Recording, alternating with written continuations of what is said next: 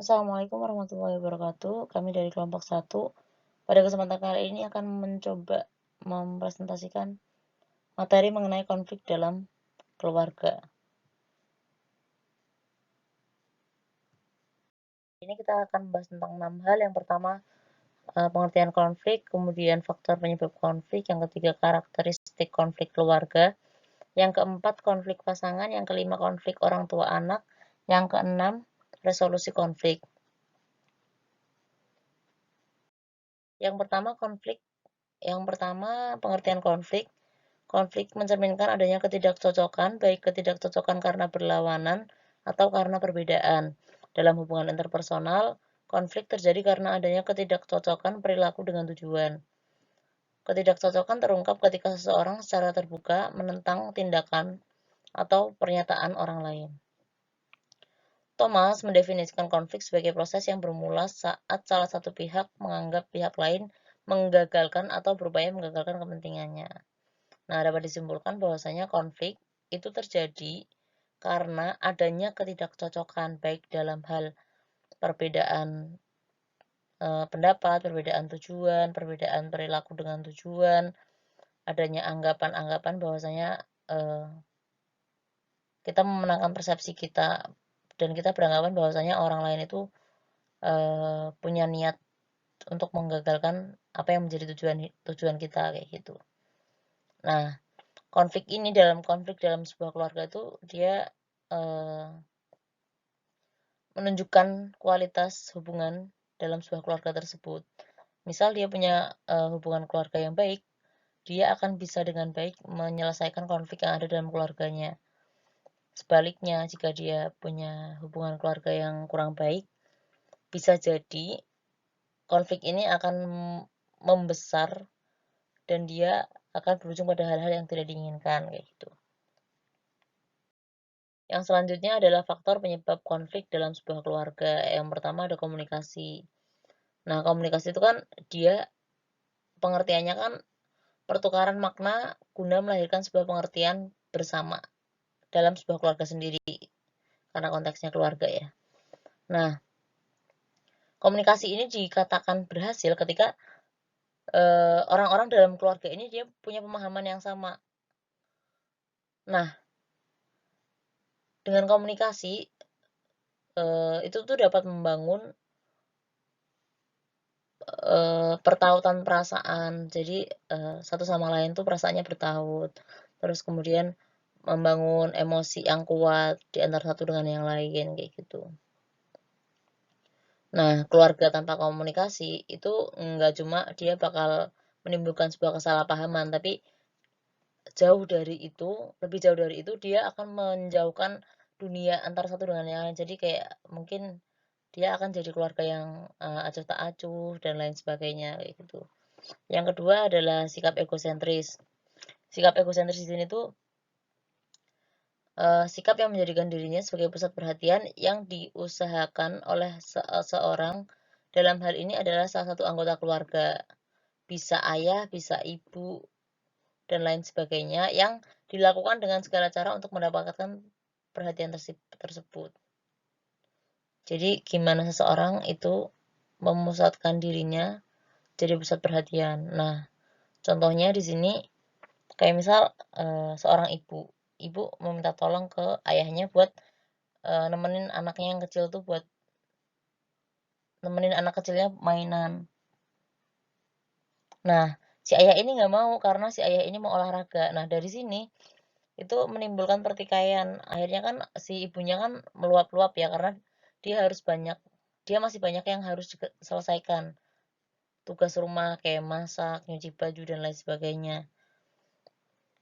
Nah, dari situ itu tuh bisa membentuk kepribadian sang anak. Si anak ini dia bisa jadi orang yang bandel, bisa jadi orang yang dia nggak punya inisiatif membantu dan lain sebagainya. Nah, itu timbul karena luapan emosi dari ketidaknyamanan yang ada dalam keluarganya. Yang ketiga adalah masalah ekonomi. Masalah ekonomi di sini tuh ada dua jenis penyebab krisis keluarga. Yang pertama ada kemiskinan, yang kedua gaya hidup. Kemiskinan itu dia Kayak misal dia punya penghasilan itu cukup di sini kan relatif ya, tergantung bagaimana dua orang sepasang ini menyikapi pendapatannya kayak gitu loh. Jadi misal kita punya pendapatan sekian, mungkin bagi orang lain itu tidak cukup untuk mencukupi hidupnya gitu ya. Tapi bagi kita itu tinggal bagaimana kita memposisikan diri kita menyesuaikan dengan pendapatan yang ada kayak gitu. Beda lagi kalau kita punya pendapatan yang segini gitu. Terus sedangkan kita punya pola hidup yang wah, di situ kan kita akan gimana kita berpenampilan wah dengan penghasilan yang segitu, itu akan menimbulkan pertikaian dalam sebuah rumah tangga. Yang keempat adalah masalah kesibukan. Nah, semakin kesini orang tua tuh semakin sibuk dengan aktivitasnya masing-masing kayak gitu.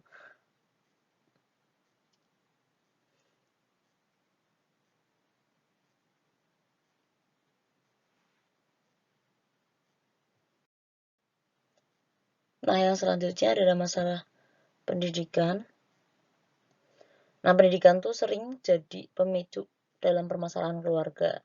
Misal suami istri dia mohon maaf dia mungkin punya pendidikan yang rendah gitu. Jadi dia dalam menyikapi sebuah permasalahan hidup dalam keluarga tuh gimana ya, kayak masih belum begitu paham kayak gitu. Nah, di sini dimungkinkan terjadi ikut campur oleh mertua, baik dari pihak suami atau pihak istri, yang membuat persoalan dalam rumah tangganya itu menjadi semakin rumit kayak gitu. Beda lagi ketika dia mungkin suami istri ini dia punya pendidikan yang baik, kemudian ketika dia menghadapi sebuah masalah dia bisa mencari jalan penyelesaian yang baik kayak gitu. Yang keenam ada masalah perselingkuhan. Nah, perselingkuhan itu termasuk masalah yang paling rumit untuk dikaji. Ada beberapa faktor yang menyebabkan terjadi perselingkuhan. Yang pertama ada hubungan suami istri yang sudah hilang kemesraan dan cinta kasihnya. Hal ini berhubungan dengan ketidakpuasan seks, istri kurang menarik ketika di rumah, berdandan jika mau pergi sehingga sering menimbulkan kebosanan sang suami ketika di rumah, dan faktor-faktor yang lain. Nah, yang kedua ada tekanan pihak ketiga seperti mertua dan lain-lain sebagainya. Yang terakhir adalah jauh dari agama. Islam sendiri mengajarkan kepada manusia untuk berbuat baik dan menjauhi atau melarang berbuat keji atau mungkar sebagaimana difirmankan oleh Allah dalam firman-Nya. Nah, keluarga ya muslim itu hendaklah dia rajin beribadah, mendidik anaknya dengan baik, dengan sholat yang benar, kemudian mampu membaca Al-Quran dengan baik, berakhlak karimah, dan lain sebagainya. Yang selanjutnya adalah karakteristik konflik dalam keluarga. Prevalensi konflik dalam keluarga berturut-turut adalah konflik sibling, konflik orang tua anak, konflik pasangan. Tapi enggak hanya itu, ada juga kemungkinan untuk terjadinya konflik antara menantu dan mertua, saudara ipar, paman dengan bibi, atau bahkan dengan sama ipar atau sesama menantu. Nah, faktor yang membedakan konflik di dalam keluarga dengan kelompok sosial yang lain adalah karakteristik hubungan dalam keluarga yang menyangkut 3 aspek. Yang pertama intensitas, yang kedua kompleksitas, dan yang terakhir adalah durasi. Yang selanjutnya adalah konflik pasangan. Konflik pasangan itu lebih disepakati para ilmuwan komunikasi sebagai karakter ketidakcocokan antara individu yang terlihat sebagai pasangan. Konflik pasangan adalah perjuangan di antara dua pihak yang saling tergantung, yang memiliki tujuan atau adanya ketidakcocokan dalam tujuan mereka. Adapun bentuk konflik pasangan, yang pertama ada konflik prinsip dan komunal. Konflik prinsip di sini tuh konflik yang berkenaan dengan ketidaksetujuan mengenai hal-hal yang dianggap baik yang mencerminkan perbedaan nilai seperti kayak misal perlu tidaknya seorang pasangan mempunyai anak kayak gitu.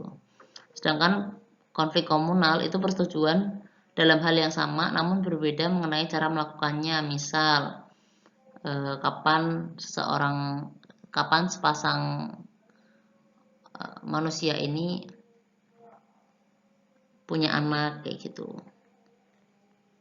Nah, yang selanjutnya adalah konflik realistik dan non-realistik. Konflik realistik itu konflik yang timbul dari frustasi mengenai tuntutan spesifik dalam sebuah hubungan.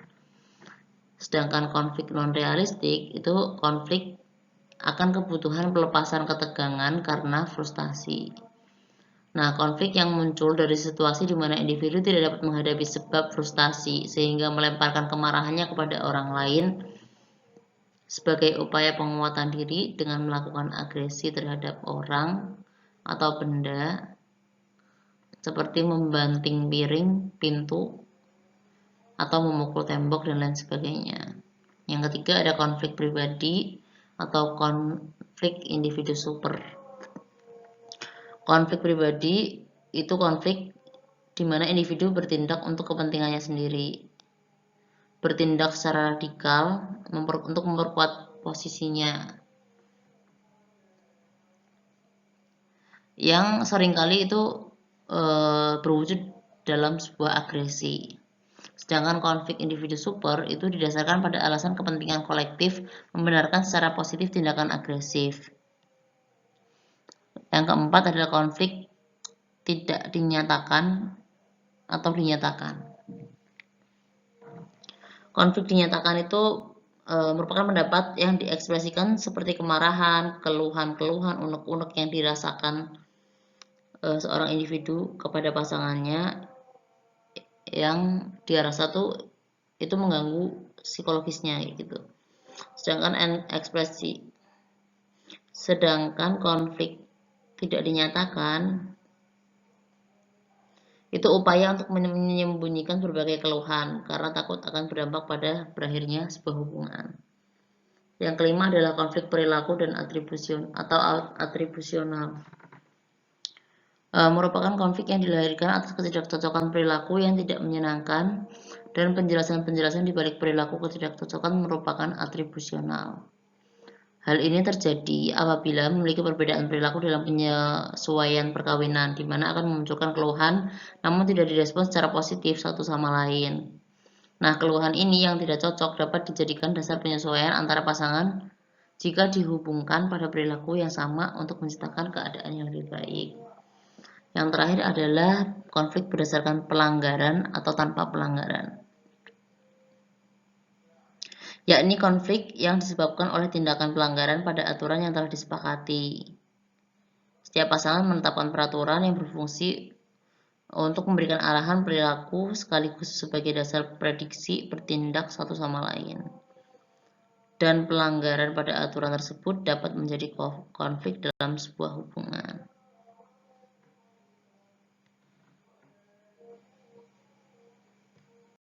Selanjutnya adalah faktor penyebab konflik dalam pasangan.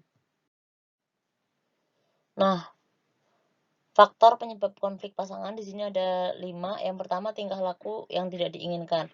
Tingkah laku yang tidak diinginkan itu bisa timbul dari 2 hal.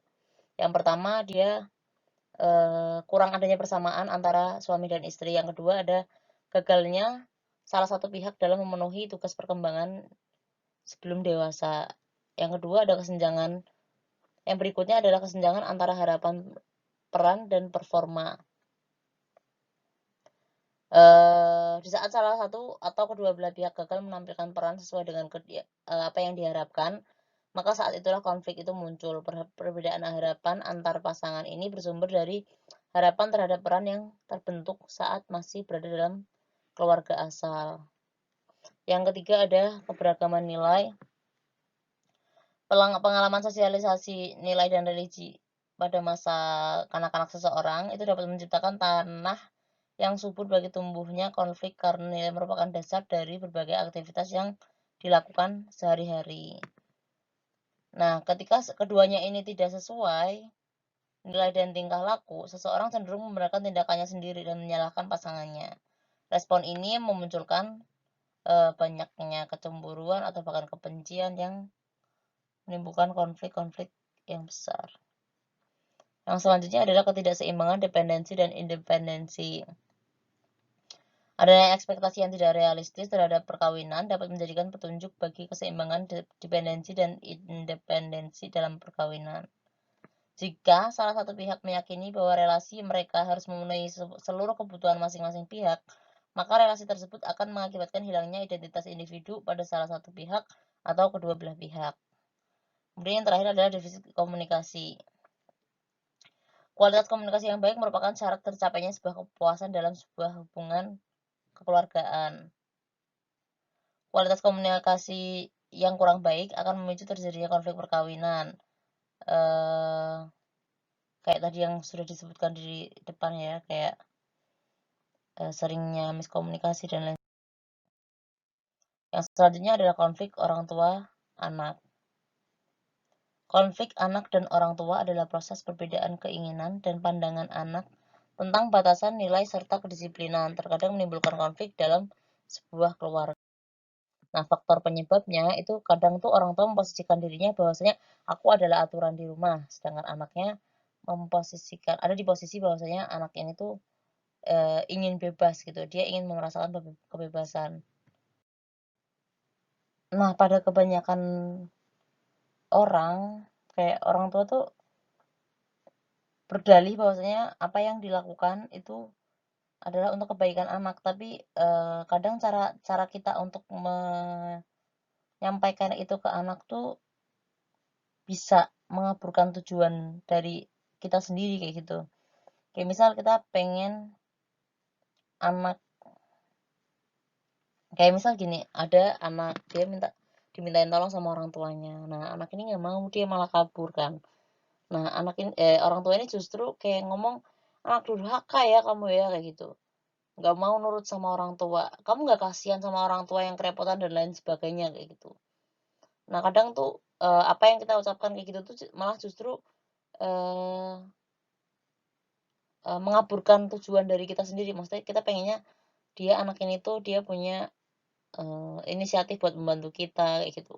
Tapi justru dengan kalimat ini justru bakal bikin anak ini tuh males terus jadi menghindar dari pekerjaan-pekerjaan yang sebenarnya kita pengen si anak ini bantu kayak gitu. Begitu. Terus si anak ini dari sudut anak ini pengen, jadi kadang tuh anak punya keinginan yang bertentangan dengan orang tua kayak gitu. Tapi tidak berarti si anak ini tuh nggak mencintai orang tuanya, tapi dia ya memang itu keinginannya dia gitu. Jadi ini biasanya terjadi ketika anak itu mulai dari beranjak remaja sampai dia remaja. Yang selanjutnya adalah resolusi konflik. Koger mendefinisikan resolusi konflik sebagai suatu pola respon atau tingkah laku yang digunakan individu dalam konflik. Lerner, sebagaimana dikutip oleh Olson, membedakan ada 5 tipe individu dalam menyelesaikan konflik. 5 tipe resolusi konflik itu sendiri, yang pertama ada tipe pemburu, yang kedua ada tipe penghindar, yang ketiga ada tipe pecundang, yang keempat ada tipe penakluk, dan yang terakhir ada tipe pengutuk.